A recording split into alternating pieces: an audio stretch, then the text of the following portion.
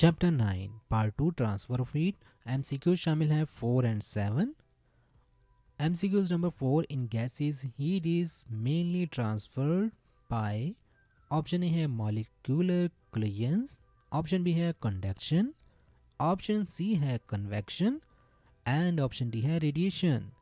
सोचिए और टिक कीजिए राइट ऑप्शन को। यहाँ आपका राइट ऑप्शन होना चाहिए ऑप्शन सी कन्वेक्शन, सो हम चूज करते हैं ऑप्शन सी को। Number 7, rooms are heated using gas heaters by, option A है कंडक्शन ओनली, ऑप्शन बी है convection and radiation, option C है radiation only and option D है कन्वेक्शन ओनली। सोचिए और टिक कीजिए राइट ऑप्शन को। यह आपका राइट ऑप्शन होना चाहिए option B convection and radiation, so हम चूज करते हैं ऑप्शन बी को।